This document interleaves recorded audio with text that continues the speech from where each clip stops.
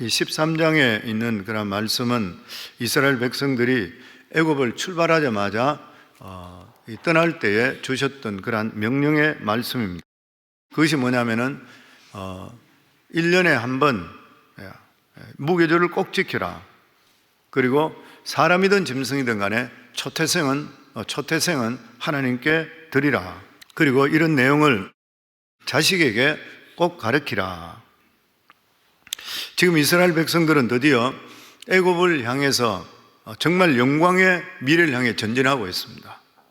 그래도 하나님께서 애굽 백성, 이스라엘 백성들에게 미래에 대한 어떤 많은 축복의 말씀을 하실 것 같은데 그런 말씀은 하나도 안 하시고 이미 그들이 지나온 유월절 정신을 절대로 잊지 말라, 이렇게 신신당부를 하십니다. 이것은 이스라엘 백성들의 미래의 축복이 어디 있냐면 바로 이 유월절의 기초에 있다는 것을 이스라엘 백성들이 알게 하게 하심인 것이요. 이스라엘 백성들은 앞으로 어떤 일을 겪는다 하더라도 유월절 정신만 그들이 잊지 않게 된다면 그들은 반드시 회복될 것이고 복을 받게 될 것이라는 거예요. 그러나 그들이 아무리 유복한 그러한 형편에 처해져 있다 한다 하더라도 유월절 정신을 잃어버리게 되면 하나님의 복을 잃어버리게 되는 것이에요. 그래서 이스라엘 백성들의 신앙의 기초가 뭐냐면 유월절입니다. 마찬가지로 우리들에게도 신앙의 가장 중요한 것, 신앙의 기초, 구원이잖아요. 우리 자신들도 우리가 예수 그리스도로 말미암아 하나님이 주시는 이 구원에 대한 은혜가 우리 신앙의 기초가 되지 않는다 그러면 그건 사상 누각인 것이요. 제가 어디에 가든지 간에 집회를 하더라도 가장 첫 번째 항상 집회할 때 주는 그들에게 하는 말씀을 제가 전할 때는 구원의 확신에 대해 말씀을 드립니다. 그만큼 중요하기 때문에 그래요. 우리가 만약 구원의 확신만 있다 그러면 내일 죽으면 어때요? 그렇잖아요, 보면은. 그리고 물질의 주인이 누가 되는 것이요? 하나님이 되시는 것이잖아요. 가장 중요한 그러한 일인 것이죠. 그러니까 이스라엘 백성들에게 하나님께 주시는 그러한 말씀이 너희들의 가장 귀한 것이 뭐냐면 유월절 정신이다. 종되었던 것에 내가 너희를 꺼내주고 살려줬다. 이 정신을 꼭 잊지만 않게 된다면은 나머지 일들은 하나님께서 부수적으로 얼마든 너희 삶을 축복해 주실 것이라 절대로 잊지 말라. 하나님께서는 이스라엘 백성들 그리고 하나님의 백성들에게 하나님이 거룩하시니 너희도 거룩하라 그랬어요. 그러니까 무교절을 지키는 것이나 그리고 초태성을 구별해 드리는 것, 이런 모든 것들을 자기 자신이 구별돼서 드리는 것이에요. 그게 다시 말해서 이스라엘 백성들의 출발은 단순한 어떤 미래를 향한 출발이 아니라 거룩한 백성이 되기 위한 거룩을 향한 출발이었던 것이요. 왜냐하면 하나님 말씀대로 하나님과 가까워지면 질수록 우리 하나님의 백성들은 거룩해지기 때문인 것입니다. 우리 11절에 12절 저희들 같이 읽겠습니다. 여호와께서 너와 내 조상에게 맹세하신 대로 너를 가나안 사람의 땅에 인도하시고 그 땅을 내게 주시거든 너는 태에서 처음 난 모든 것과 내게 있는 가축의 태에서 처음 난 것을 다 구별하여 여호와께 돌리라. 수컷은 여호와의 것이니라. 하나님은 이스라엘 백성들이 분명히 말씀하시기를 이스라엘 백성들에게 모든 초태성은 구별해서 하나님께 바치라. 예를 들어서 양이나 소같이 하나님께 제물을 바칠 수 있는 그러한 짐승의 새끼가 태어나면 바로 하나님께 제물로 바쳐야 된다. 그 양이나 소의 첫 새끼는 무조건 하나님 것이고 하나님께 바쳐야 된다.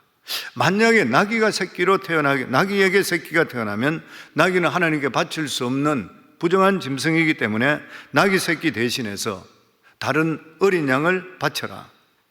만약 나귀를 살리려고 만약에 나귀를 살리려면 어린 양을 죽여야 되는 것이고 어린 양을 바치기 싫으면은 오늘 여기 말씀에 보면은 나귀 새끼의 목을 꺾어서 죽여야 된다.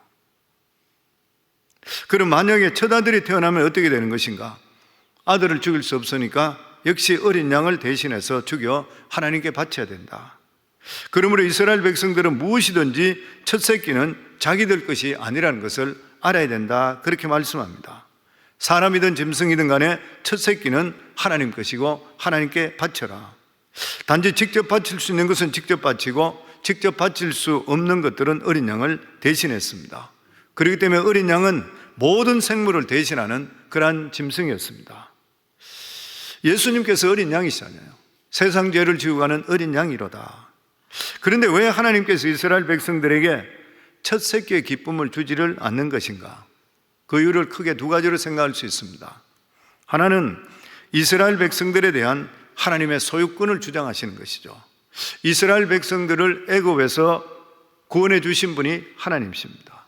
그들의 힘으로 스스로 탈출한 것이 아니라 하나님께서 그들을 구원해 주셨기 때문에 탈출하게 되었는 것이요. 그러니까 이제부터 이스라엘 백성들의 삶은 자신들의 것이 아니라 하나님의 것인 것이요. 그러니까 자신들이 가지고 있는 자기 자신이나 자녀나 가축이나 모든 것들은 내 것이 아니라 모두 다 하나님 것이라는 거예요. 그래서 당연히 이스라엘 백성들의 삶은 하나님 중심의 삶이 되어야 되는 것입니다. 다른 말로 하면은 하나님 중심이라고 하는 것은 우리 삶 속에 항상 기억하고 있어야 되는데도 불구하고 사람들이 자꾸 잊게 되니까 하나님께서는 항상 초태성을 바치라는 거예요. 사람에게 있어도 가장 중요하다 생각하는 것은 모두 초태성입니다. 사람도 첫 아기는 의미가 있고 짐승도 첫 새끼가 가장 중요한 것이에요. 그런데 하나님께서는 초태생을 가질 수 없게 하심을 통해서 실질적으로 모든 이스라엘 백성들의 삶의 주인은 하나님이라는 것을 깨닫게 하시는 거예요. 어떤 집은 가정의 중심이 아이인 경우들이 있습니다. 아이들 좋아하는 음식 해주고 아이들이 좋아하는 것, 아이들 교육 위주, 모든 것들이 그걸 위해 희생하는 경우들이 너무나 많이 있습니다. 그런데 하나님의 백성은 모든 것들이 하나님 중심이어야 된다는 거예요. 이 하나님의 백성은 하나님이 가장 좋아하는 것을 바쳐야 되고 가장 좋은 시간을 하나님께 바쳐야 돼요. 오늘도 새벽을 깨워 오신 분들은 가장 첫 새벽에 귀한 시간이 초태생입니다. 가장 귀한 시간을 하나님께 드리잖아요. 어떻게 새벽을 깨우는 성도들이 복을 안 받을 수가 있겠어요? 아멘? 자기가 새벽을 깨우면서도 복 받는 잘 모르면 되는 거 아니잖아요. 얼마나 귀한 시간을 드리는 것이에요. 주일을 구별해서 온전히 하나님께 예배 드리는 것, 10의 1조를 하나님께 구별해서 온전히 바치는 것, 초태성이죠. 다른 사람 믿지 않는 사람들이나 다른 사람들이 이해하지 못하는 부분이 아니라 이 부분입니다. 이 사람들은 종교가 사람을 위해서 있지 사람이 종교를 위해서 있다는 것이 그 사람들이 이해를 못하는 것이에요. 그런데 하나님의 백성들은 마치 하나님을 위해서 존재하는 것 같이 보이는 것이에요. 하나님의 백성들은 가장 좋은 것을 하나님께 바치고 그리고 남은 것으로 기꺼이 살기를 원하는 것이 하나님의 백성인 것이에요. 어떤 교인들은 첫 월급이든지 아니면은 하루에 첫 매상, 가게를 처음 시작할 때 첫 매상을 하나님께 바칩니다. 이것은 나의 삶이 더 이상 나의 삶이 아니라 하나님의 것이라는 것을 고백하는 것이에요. 사실 이스라엘 백성들에게 첫 새끼를 갖지 못한다는 것은 안타까운 그러한 일인 것이에요.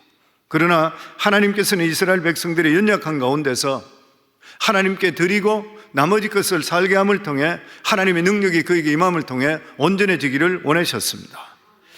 우리가 가장 소중한 것을 하나님께 바치면 우리에게 분듯이 손해일 것이요. 10의 1조도 10개 중에 하나가 나가버리면 9개 남으면 손해같이 보이잖아요. 내가 하나님께 물질을 드리게 되면 손해보는 것 같잖아요. 그런데 성경에 보면은 남을 윤택하게 하는 자는 윤택하게 만들어 주신다 그랬습니다. 항상 기독교는 역설적입니다. 주라, 그러면 하나님께 채워서 흔들어 넘치도록 해서 돌려주신다 그랬어요. 하나님의 약속의 말씀인 것이죠. 우리가 희생한 것들은 결코 헛되지 않게 만들어주시는 하나님이시요. 우리가 포기했던 그것을 통해 하나님께서는 구원의 도구로 사용하셔서 하나님의 역사가 임하게 되어 있는 것이잖아요. 이스라엘 백성들이 출애굽할 때 금은 보석을 많이 가지고 나왔습니다. 그런데 그들이 자기들이 가지고 있을 때는 나중에 금송아지밖에 안 만들었어요. 그런데 그것을 나중에 성전을 지을 때 하나님께 드리게 될 때 수많은 사람을 구원하는 하나님의 역사를 이뤘던 거예요. 우리들도 지금도 마찬가지예요. 자기가 움켜쥐고 자기가 서게 되는 것 같으면 나중에 잘못하면 타락해버려요. 금송아지 만들어버려요. 근데 그것을 하나님 뜻 가운데 사용하기 위해서 드리게 될 때에 하나님께 그거를 통해 수많은 영혼들, 실제로 우리가 축복의 도구가 되는 거예요. 통로가 되게 만들어주는 것이고. 아멘. 그리고 초태성을 구별하는 두 번째 이유는 우리의 모든 삶이 하나님의 구원의 선물임을 알아라, 그런 뜻입니다. 우리 15절 말씀 같이 읽겠습니다. 그때 바로가 완악하여 우리를 보내지 아니하며 여호와께서 애굽 나라 가운데 처음 난 모든 것은 사람의 장자로부터 가축의 처음 난 것까지 다 죽이셨으므로 태에서 처음 난 모든 수컷들은 내가 여호와께 제사를 드려서 내 아들 중에 모든 처음 난 자를 다 대속하리니. 하나님은 이스라엘 백성들의 구원을 통해 이 세상에 두 가지 삶이 있다는 것을 말씀하고 있습니다. 하나는 장차 하나님의 진노의 심판을 받아야 될 애굽인들, 다른 하나는 하나님으로부터 구원받은 이스라엘 백성들의 삶. 물론 구원받은 자들과 구원받지 못한 자들은 겉으로 볼 때 차이는 전혀 보이질 않습니다. 그러나 살아가는 삶의 자체는 엄청스러운 것이요, 믿지 않는 사람들은 이 세상을 자기 힘으로 사는 것이요, 그리고 이 세상에 살아가며 할 수 있는 대로 많은 것을 가지려고 그러고 누리려 하는 것이 목적인 것입니다. 왜냐하면 이 세상이 자기들 삶의 목적이기 때문인 것이요.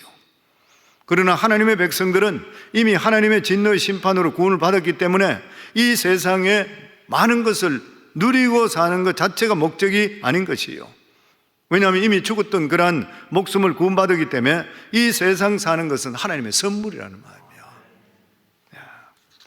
살아있는 것도 하나님의 선물이잖아요. 저희들 성도님 건강하셔서 새벽에 나와 기도 재단 사올 수 있는 게 이게 얼마나 큰 은혜입니까?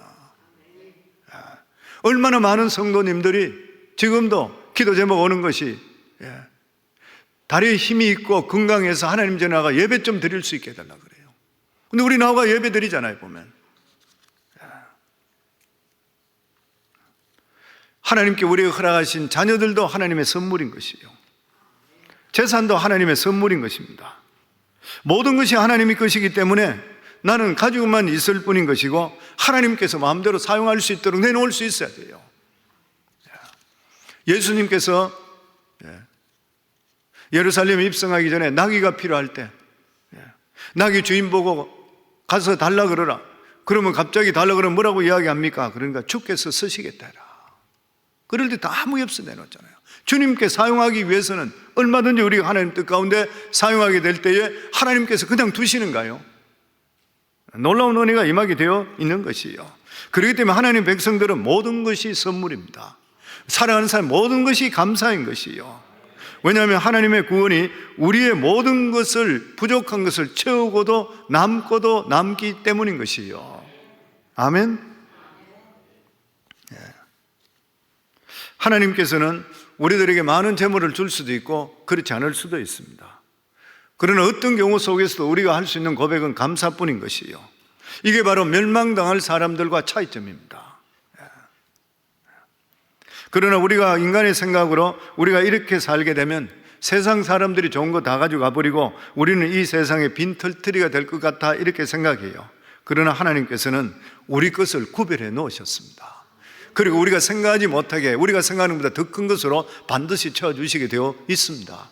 저는 신앙생활 하면서 너무 많이 느꼈습니다. 저는 더더욱이나 사업을 오랫동안 했기 때문에 하면서 보면서 믿음으로 기도하고 나서 결정하고 갔던 그러한 일들에 보면 나중에 내 것이 아닌 것은 하나님께서 안 해주시지만은 이것이 좋다고 생각될 때는 모든 것이 안 된 것, 다 끝나는 것에도 불구하고 얼마 있다가 아니면 몇 년 있다가 다시 돌아오는 거 봤어요. 우리 저기 그레하우스도 팔리는 것도 사는 것도 마찬가지잖아요. 우리가 이야기하는 금액에다가 너무 액수를 많이 달라고 했을 때, 안 한다고 했을 때, 그랬을 때 하나님 우리 것이면 돌려주시고 아닌 것 같으면 하나님 우리가 이사가든지 하든지 안 사겠습니다 했는데 딴 사람은 팔렸다 하더니만 한 달 후에 도로도로가 우리 보고 우리 가격에 사라 그러잖아요. 모든 일이 다 그렇습니다. 하나님에 대한 신뢰를 확실히 우리가 가지게 될 때는 아니면 아닌 걸 안 하면 되고, 맞다 그러면 하나님께서는 우리가 기도하면은 어떤 길을 통해서라도 우리 것을 구별했다가 예배해 놓으신 줄을 믿습니다. 이게 믿음이잖아요. 아멘. 우리 17절에 18절 같이 읽겠습니다. 바로와 백성을 보낸 후에 블레셋 사람의 땅의 길은 가까울지라도 하나님이 그들을 그 길로 인도하지 아니하셨으니 이는 하나님이 말씀하시기를 이 백성이 전쟁을 하게 되면 마음을 돌이켜 애굽으로 돌아갈까 하셨습니다. 그러므로 하나님이 행호의 광야 길로 돌려 백성을 인도하시며 이스라엘 자손이 애굽 땅에서 대열을 지어 나올 때에, 예전에 요트를 구입해서 미국을 일주하는 분이 초대해서 이 근방에 오셨기 때문에 오셔서 그 보트를 같이 타본 적이 있었습니다. 가까운 거리를 이제 배를 이래 탔는데 보니까 레이더에 빨간색 화살로 해서 해로지요.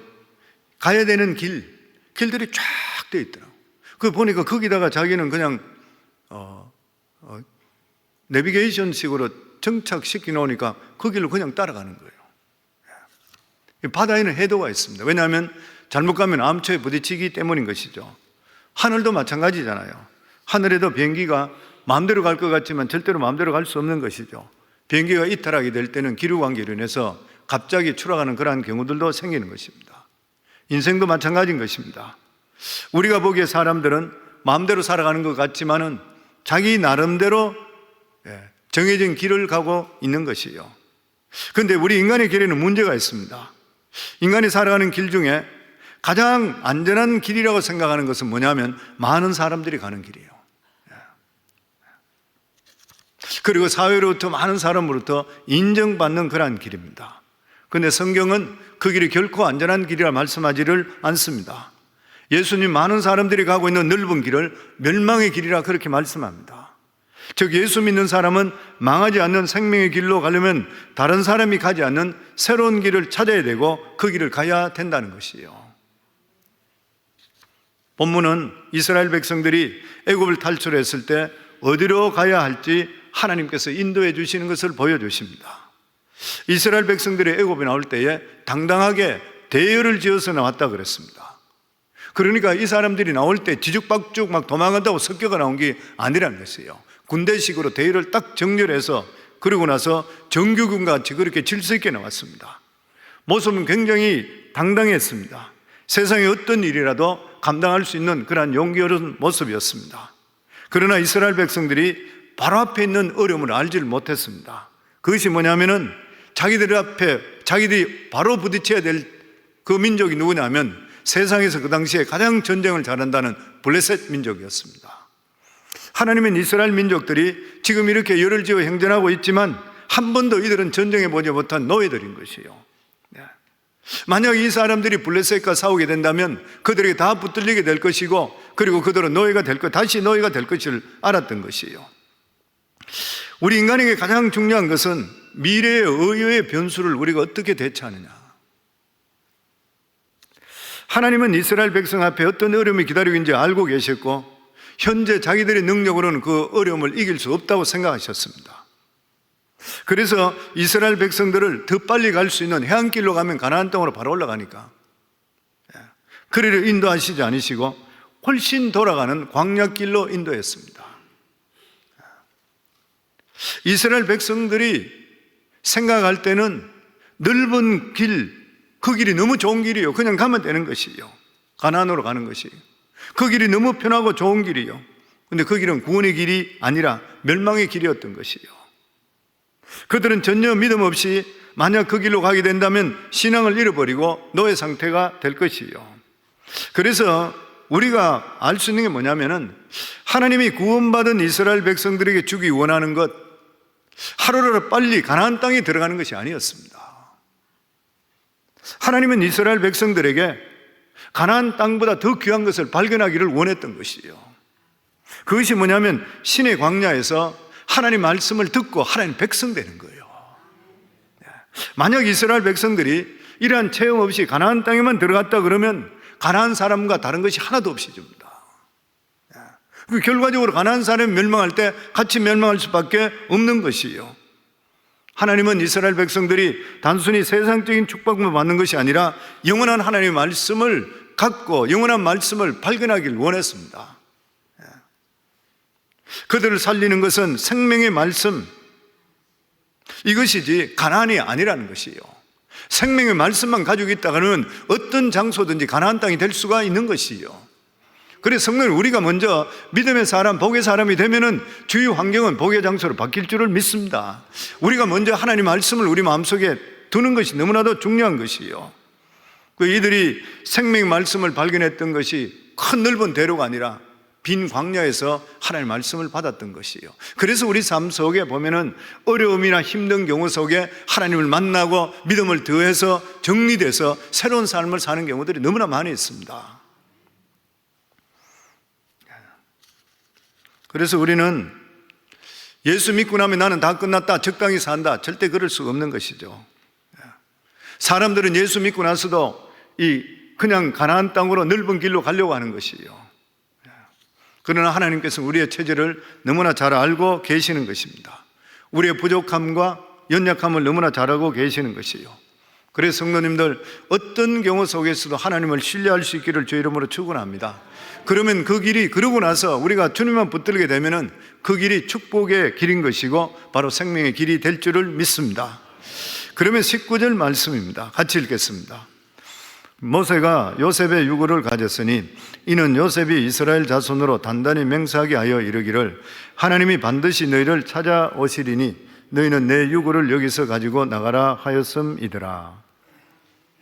옛날 사람들은 사람의 생애가 출생의 시작에서 죽어서 장사되었을 때 끝이 난다 이렇게 생각했습니다. 만일 어떤 사람의 시체가 장사되지 않았다면 그 사람의 생애는 아직 끝나지를 않았던 거예요. 그런데 이스라엘 백성들은 무려 400년이나 끝나지 않은 사람의 생애가 한 사람이 있었습니다. 그 사람이 바로 애굽을 흉년에서 건져내고 이스라엘 백성들을 보호하고 지금까지 키워줬던 사람, 바로 요셉이었습니다. 요셉은 이스라엘 자손들에게 단단히 약속하기를 자기가 죽은 후에 자기 시체를 장사하지 마라 그랬습니다.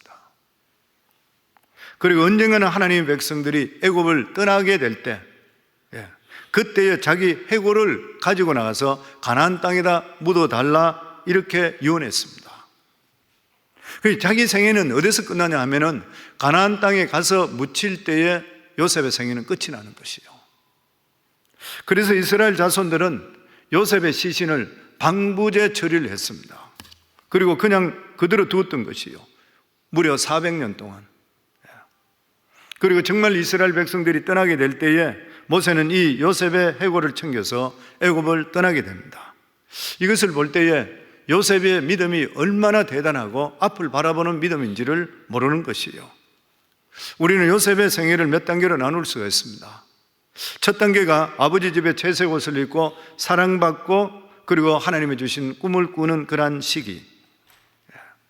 그리고 두 번째 단계가 요셉의 꿈 때문에 엄청난 시련을 당하고 꿈 때문에 형제들에게 미움을 받게 되고 죽임 당할 뻔하다가 애굽으로 종으로 팔려가는 것. 요셉은 보디발 아내의 말을 듣지 않아서 감옥에 들어가게 되고 그리고 나서 그는 꿈을 분별할 수 있는 전문가가 되어버렸습니다. 요셉은 그 능력으로 바로의 꿈을 해석해 줌을 통해서 애굽도 건지고 그리고 자기들 이 가나안에서 자기들 식구들을 불러들여서 모두 다 흉년에서 건져냅니다. 요셉은 애굽에서 총리가 되고 많은 사람을 흉년에서 건져낸 것으로 끝나는 것이 아니라 그 위에 형제들을 불러서 잘 보살펴 줌을 통해 이스라엘 다음 시대를 대비할 수 있는 사람, 그 이스라엘이 이스라엘 되게 했던 것이 요셉을 통해 이루어지는 것이죠. 그러니까 요셉은 족장 시대에서 이스라엘 시대로 지나가는 과도기적인 역할을 했던 그러한 사람이었습니다. 그런데 모세가 출애굽하면서 새로운 시대에 누구를 붙들어야 하냐면은 요셉을 붙듭니다. 요셉을 붙드는 것이죠. 요셉을 롤 모델로 삼게 되는 것이죠. 요셉도 마찬가지로 자기의 뼈를 가나안 땅에 묻어달라고 유언한 것은 이스라엘 백성들에게 약속의 신앙을 붙들라는 것을 무언으로 말씀하고 있는 것입니다. 이스라엘 백성들은 엄청난 체험을 많이 했습니다. 10가지 재앙을 받습니다. 10가지 재앙은 인류 역사상 전무후무한 기적들이었습니다. 그럼에도 불구하고 모세는 나올 때에 죽은 개구리든지 메뚜기든지 이런 것들을 보완해가 나오질 않았던 것이에요. 모세는 오직 400년에 죽은 이 요셉의 해골을 들고 나왔습니다. 그것은 결국 오늘날도 하나님께서 원하시는 것이 뭐냐면 요셉과 같은 신앙을 갖기를 원하는 것이요. 요셉의 해골이 의미하는 것이 무엇인 것이요? 애굽은 이스라엘의 땅이 아니라는 것입니다. 이스라엘 자손들은 언젠가는 떠나야 된다는 것이요. 결국 이스라엘 백성들이 의지하고 나가야 될 것이 뭐냐면은 자신들의 체험이나 감정이 아니라 조상에게 줬던 약속의 말씀인 것이요. 이것이 바로 요셉의 설교인 것이고 바로 그대의 위대한 진리의 선포였습니다. 이것을 메고 나가는 것입니다. 오늘날도 우리가 메고 나가야 될 것이 우리들의 어떤 경험이나 감정이 아니라 하나님의 말씀입니다. 변하지 않는 하나님의 말씀인 것이요. 하나님의 약속이 무엇인 것이요? 이 세상은 결코 우리 것이 아니라는 것이요. 하나님이 주시는 유업이 될 수가 없다는 것이요. 이게 우리가 바로 정립되지 않게 되면 올바른 믿음을 가질 수가 없게 됩니다. 오늘도 많은 사람이 기복신앙이라는 말이 뭐예요? 이 세상 사는 데 대해서 복만 받으려고 생각하면서 교회를 다니는 게 기복신앙이잖아요. 우리에게는 영원한 천국이 기다리고 있고, 그리고 우리의 고향은 영천국인 것이고, 이 세상에 살아갈 때 나그네 같은 삶을 살기 때문에 이 세상에 대해서 너무 연연하지를 말고, 그리고 살아가면서 욕심내지 말고, 그리고 돈돈거리면서 살지 말라는 것이잖아요.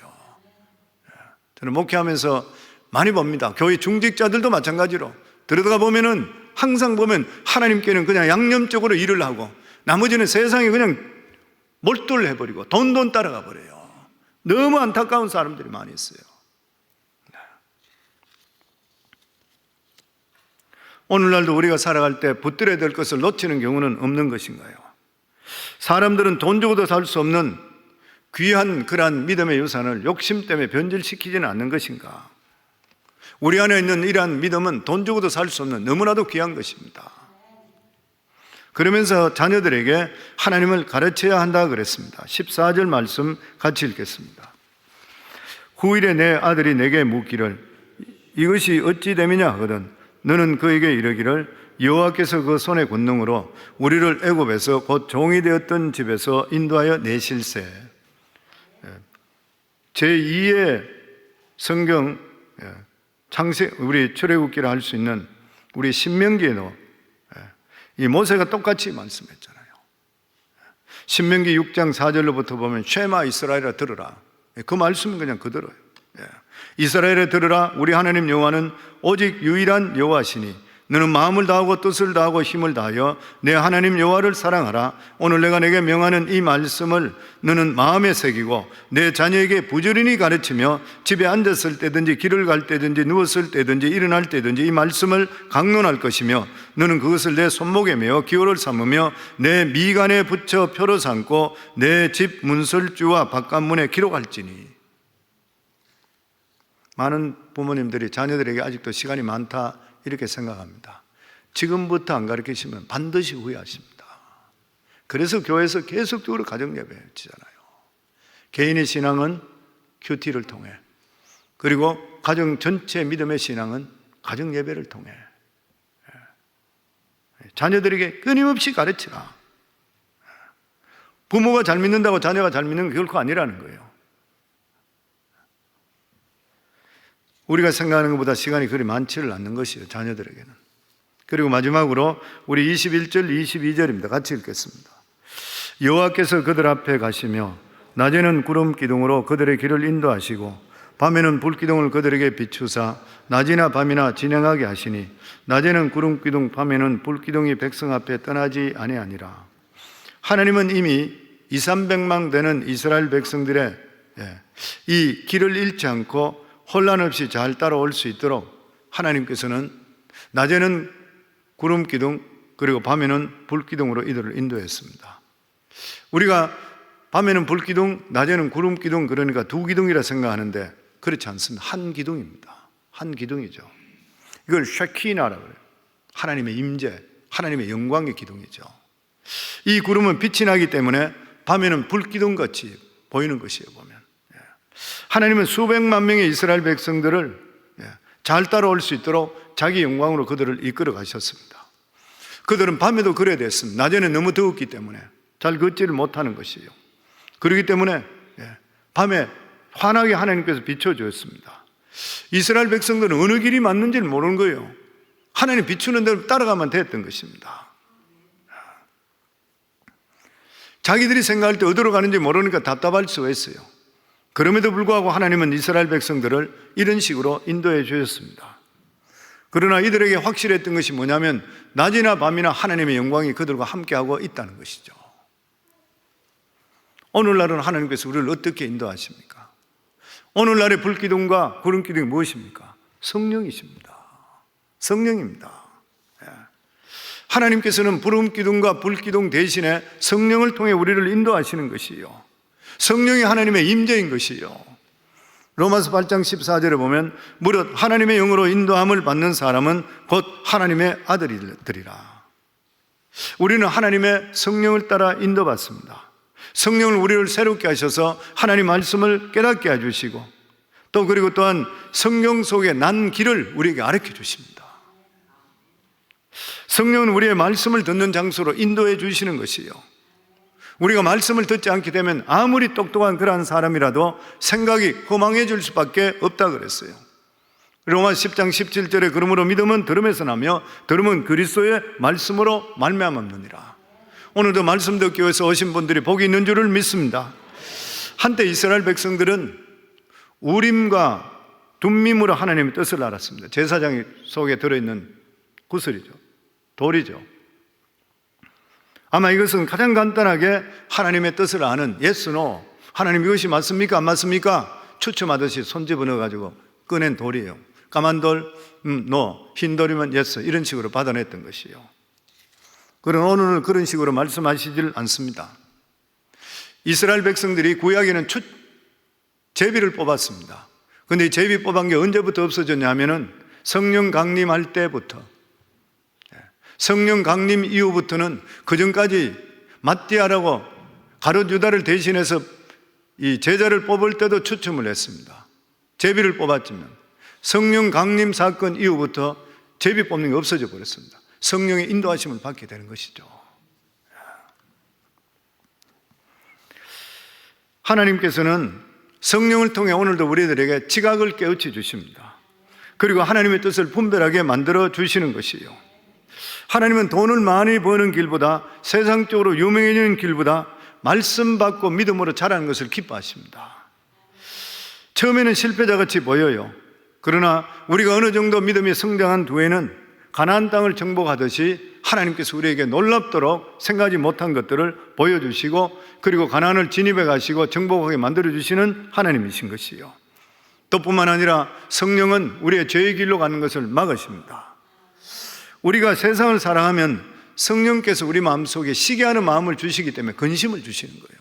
아마 우리 성도님 다 느끼잖아요. 우리가 믿음 안에 바로 살지 못하고 우리가 올바르지 바른 길로 가지 못하면 계속 마음이 불편해져요. 누가 하시는 거예요? 성령이십니다. 마음을 괴롭게 만드는 것이에요. 그래서 그런 말이 있습니다. 하나님의 뜻을 찾는데 두 가지 방법을 사용하는 게 좋다. 하나는 상식이라는 큰 칼을 사용한다. 상식이 맞아야 됩니다. 두 번째는 하나님의 세미한 음성을 듣고 분별하게 되면 절대로 실패하지 않는다. 하나님의 음성이 어떻게 들어요? 성령이시잖아요. 우리가 성경 말씀을 읽고 매일 큐티하시고 성경 말씀 읽다 보면 나에게 주시는 말씀이 있어요. 그리고 하나님께 기도하다 보면 나는 이 기도를 원했는데 기도를 계속하다 보면 기도의 방향이 바뀌어요. 성령이 이끌어 주십니다. 방향을 바꿔주시잖아요. 내 생각과 틀리게 딴 길로 나오게 성령이 하시는 그런 일인 것입니다. 사랑하는 성도님들, 오늘도 이렇게 믿음으로 하나님께 나오신 우리 성도님들, 성령 하나님을 인정하시고 사랑하시고 성령이 늘 인도를 받으셔서 승리할 수 있기를 주 이름으로 축원합니다. 예수 그리스도로 구원받은 우리들은 이 세상에 우리 것이 하나도 없습니다. 모든 것이 주님의 것인 줄을 믿습니다. 그렇기 때문에 우리는 삶은 무슨 일이든지 하나님께 감사할 수밖에 없는 것이에요. 그리고 초심을 잃지 말아야 됩니다. 구원의 은혜에 감사하고 그리고 초태생 가장 귀한 것들은 하나님께 주신 것이라 믿고 하나님께 드릴 수 있는 마음을 가질 수가 있어야 되고, 그리고 매일매일 살아가는 삶이 성령을 인정하고 인도하는 삶을 살아가는 그 삶이 바로 복의 길이고 생명의 길이 될 줄을 믿습니다.